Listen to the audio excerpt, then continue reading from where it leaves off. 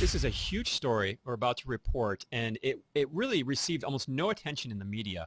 So we know about this idea of indemnity for the vaccine manufacturers and actually for the doctors and nurses who were doing the injecting as well to basically shield them from any liability, any pushback from all these injuries we're seeing, you know, during COVID or even before COVID for the childhood schedule. Something has happened in Australia, and it was in this notice, really a legal notice. This was the Australian Medical Professionals Society. This was put forward on January 11th, 2023.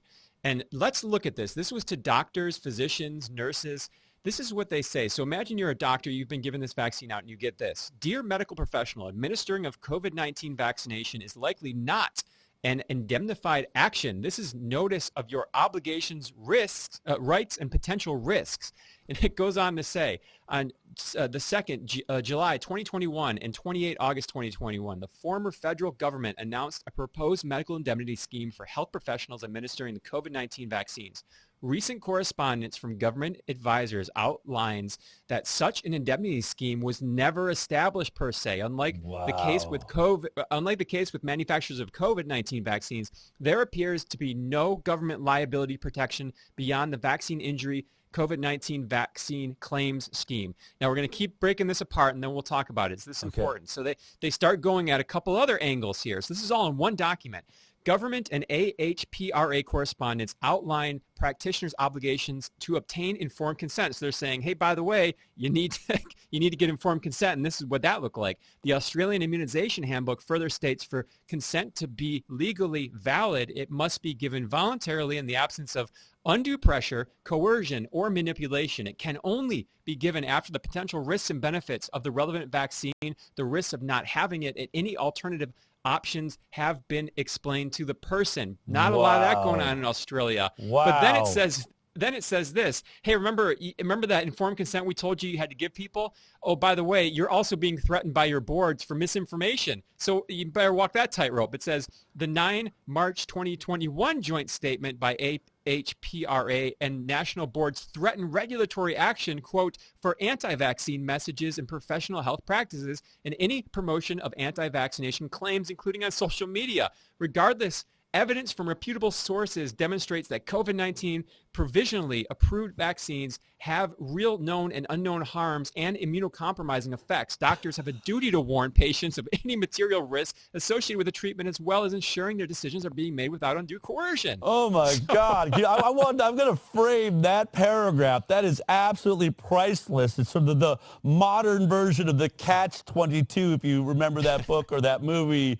I mean, basically what we're telling you is that if you say anything bad about this vaccine that could be construed as misinformation, we're going to take your license. But do know that the things that those anti-vaxxers are saying, that there are real problems and side effects of these vaccines, are true. And if you didn't warn your patients about that, you could be liable. I mean, what do you do with that as a doctor? Like, crazy. And remember, the government who grandstand in saying, we will protect you, has left you hanging out in the wind. So I reached out to a legal professional in Australia who said, basically, since this government scheme is not in place, they'll have to turn to their medical indemnity insurance, which every medical practitioner in Australia has to have to practice medicine. So now their personal medical indemnity insurance, they have policy terms. So it's up to this point where, and this is the unknown question, do those policy terms cover if the patient was not given proper informed consent, or if they were manipulated into getting this vaccine and coerced into getting this vaccine? So what do the policy terms, and that's going to be handled there. So the doctor, if those policy terms don't handle that, it may look like the doctor is going to be on the line to pay for this and to fight this in court on their own without help. So this is a really big step in this whole big situation here.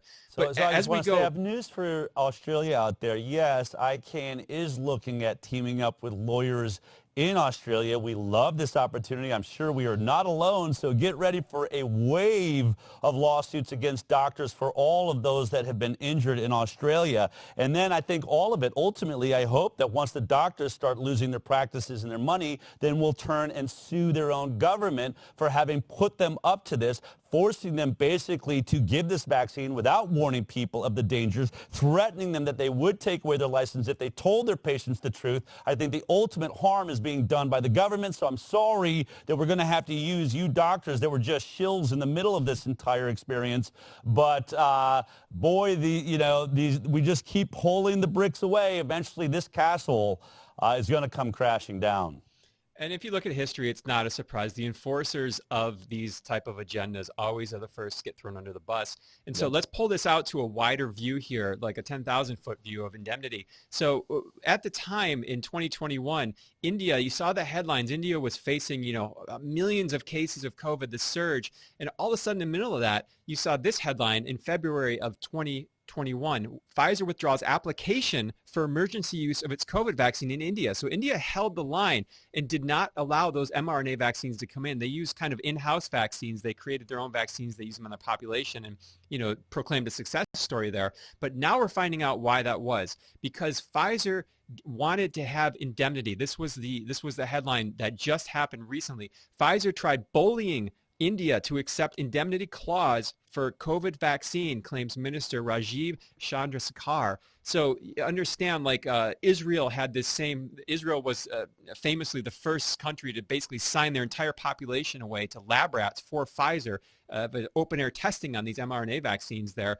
And that was the indemnity clause that they had to sign on to. And the other countries had to do that as well. India said no, which is a really big deal. And that brings us here to the U.S. We're really starting to get to the heart of this here. We have Representative Louis Gohmert, who put forth a bill. This is the headline coming out of there. Gohmert files bill to hold pharma accountable. And this is H.R. 9366, and it basically to amend the Public Health Service Act to hold vaccine manufacturers liable for those injuries caused by the vaccine, especially when it's subject to a public mandate. So my gosh, this is a slow pitch softball here for the COVID mandate that came forward with people losing their jobs. I can taste it, man. I think the 1986 Vaccine Injury Compensation Program is hanging the balance. I think it's vulnerable now. I think it is time for us and others like us, all those groups out there, all of you that are at state capitals, I think it's time to start saying it is time to remove this liability protection. We would never see a disastrous vaccine like this, destroying lives, crippling people, heart attacks, all of it, if they were going to be liable for it. Let the free market decide what comes onto the market, and let the free market have to, face the consequences of their products like every one of us that have businesses have to.